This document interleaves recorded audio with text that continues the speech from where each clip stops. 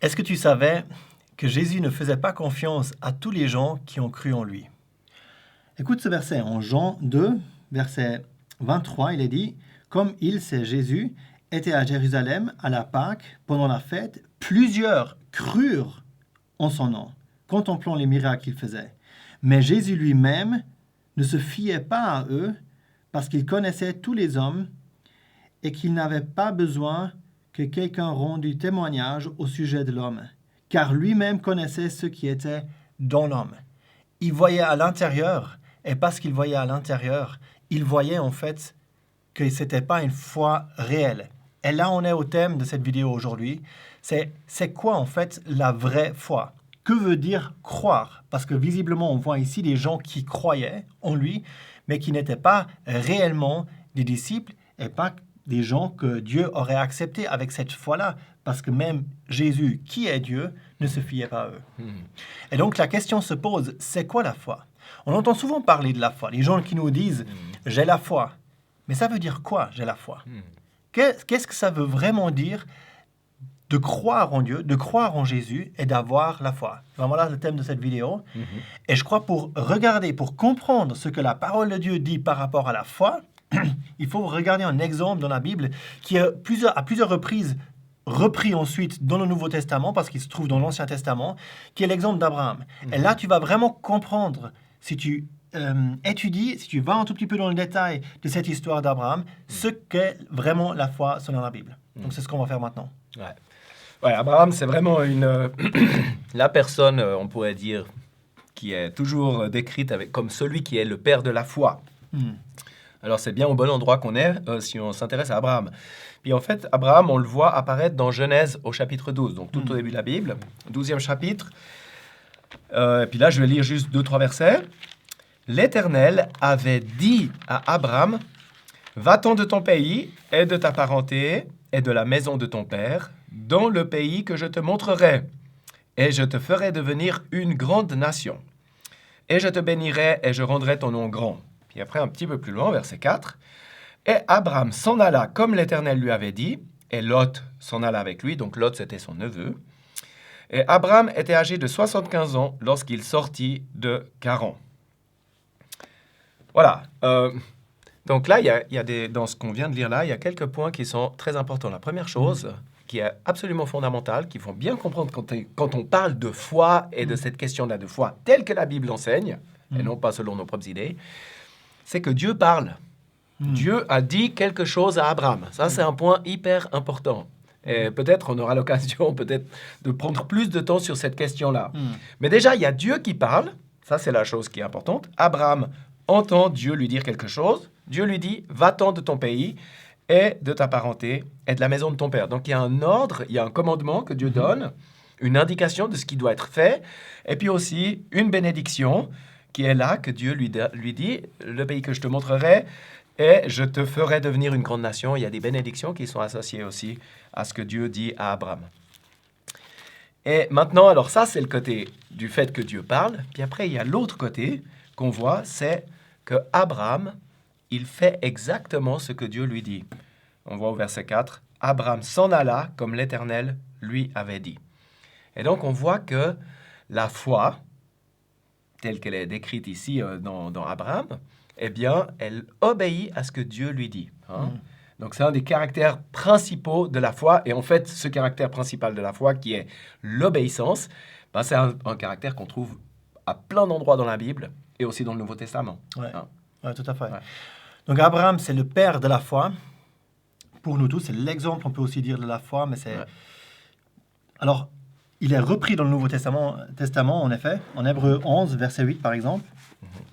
L'exemple est repris, mais il y a d'autres passages aussi que nous allons prendre par la suite. Et il est dit en Hébreux 11, verset 8, « Par la foi, Abraham étant appelé... » Donc ça, c'est vraiment le passage de Genèse 12 qu'on vient de lire. Donc, par la foi, Abraham étant appelé, obéit pour s'en aller au lieu qu'il devait recevoir pour héritage. Et il s'en alla, ne sachant où il allait. Donc, on voit ici, par la foi, Abraham étant appelé, obéit pour s'en aller. Donc, on voit là clairement que c'est lié à l'obéissance. Ouais, Hein, que là- exactement. Et c'est les premiers versets. En fait, le chapitre 11 d'Hébreux, c'est tout un chapitre où il y a, on appelle ça des fois le chapitre des héros de la foi, en fait. Mhm. Et là, donc il y a plusieurs personnes qui sont nommées. Et quand il s'agit d'Abraham, la première chose qui est dit de la foi d'Abraham, eh ben, c'était que c'était une foi qui obéissait Dieu. Exactement. Ouais, ouais, ouais. Et même le Seigneur Jésus, hein, lui-même, quand il a eu... là, je me plante parce qu'en fait, c'est pas le Seigneur Jésus qui l'a dit, mais c'est Jean le Baptiseur qui l'a dit dans Jean 3 au verset 36, tout à la fin de Jean 3.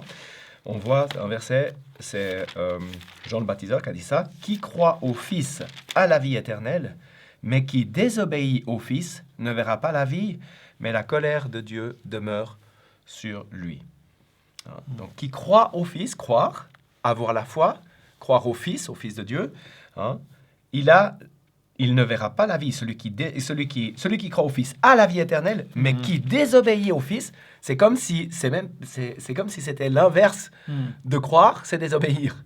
Hein. Et ça montre aussi que croire et obéir, ça va ensemble. Hein. Désobéir au Fils ne verra pas. D'ailleurs, désobéir, le terme vraiment dans le grec original veut dire ne pas se laisser persuader. Hein, c'est ne pas entendre ce que Dieu dit et avoir cette persuasion. Puis on reviendra aussi sur cette question de persuasion. Qu'est-ce que c'est d'être persuadé? De vraiment entendre Dieu et dire ça, c'est vraiment Dieu qui parle. Hein? Ouais. Donc celui qui désobéit, qui ne se laisse pas persuader, eh bien, il ne verra pas la vie. Mais la colère de Dieu demeure sur lui. Ouais, puis une chose dont on peut déjà dire maintenant par rapport à comment Dieu parle aujourd'hui, ben, une chose qui est très très claire, c'est la parole de Dieu. C'est par la parole de Dieu que Dieu parle, donc par les versets qu'on peut lire. Et un verset nous dit aussi clairement dans cette parole que Dieu, en Acte 17, verset 30, il a dit que Dieu ordonne maintenant aux hommes que tous en tout lieu, ils se répandent. Parce qu'il a établi un jour auquel il doit juger en justice la terre habitée par l'homme qu'il a destiné à cela, de quoi il a donné une preuve certaine à tous l'ayant ressuscité d'entre les morts. Donc en fait, ce verset, il dit quoi? Il dit que Dieu ordonne. Quand on ordonne quelque chose, c'est qu'on attend de l'autre côté de l'obéissance. Et une manière, comment Dieu parle, c'est qu'il ordonne, qu'il donne un commandement aux hommes de se repentir pour qu'ils puissent échapper à ce jugement qui va venir sur cette terre habitée. C'est à cause de cela qu'il ordonne, parce qu'il veut qu'aucun périsse. C'est un autre verset que la parole dit. Dieu veut que personne périsse, mais que tous viennent à la repentance. Et c'est ce qui est aussi dit ici. Et puis la personne, évidemment, qu'il a établie, c'est celui qui est ressuscité d'entre les morts, c'est le Seigneur Jésus. Ouais, absolument. Ouais. Donc c'est un commandement. Donc en fait, si c'est véritablement la parole de Dieu, hein, c'est véritablement ce que Dieu te dit à toi. Hein, Dieu te commande. Exactement. Dieu commande à tous en tout lieu qu'ils se repentent. Mais c'est la question, c'est comment tu réponds à cet ordre, à cette parole de Dieu, à ce que Dieu dit. Hein, Dieu a parlé à Abraham et Abraham, il a obéi. Hein, il y avait une bénédiction qui était associée. Ouais. Ici, c'est plutôt un commandement de la part de Dieu par rapport au jugement, hein, parce qu'il y a un jugement qui va venir, mais c'est aussi pour ta bénédiction, parce qu'il veut la bénédiction de tous les hommes.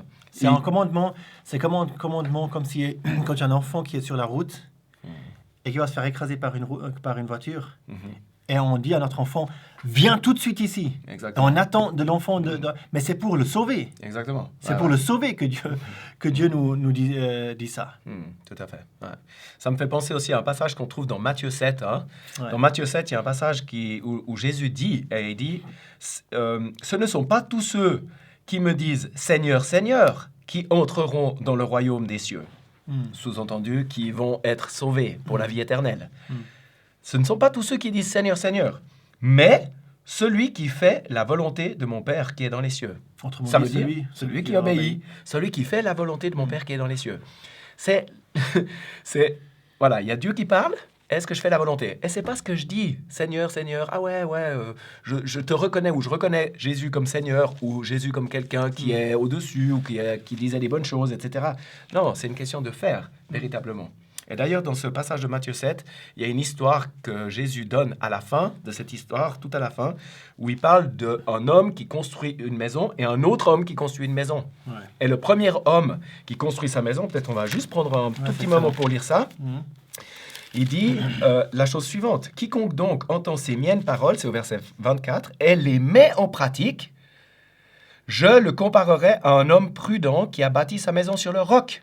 La pluie est tombée, les torrents sont venus, les vents ont soufflé, ont donné contre cette maison, et elle n'est pas tombée, car elle avait été fondée sur le roc. Et quiconque entend ces miennes paroles et ne les met pas en pratique sera comparé à un homme insensé qui a bâti sa maison sur le sable.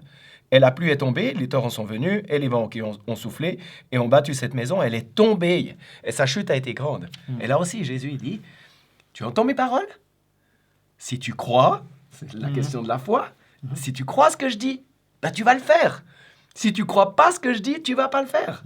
Et si tu fais les paroles que Jésus dit, quand tu entends la parole, quand Jésus parle, c'est dans la Bible bien sûr, et puis que tu fais ce que Jésus dit, parce que tu crois ce que Jésus dit, ben Jésus dit, et ça, c'est bâtir sa maison sur le roc, ça va tenir.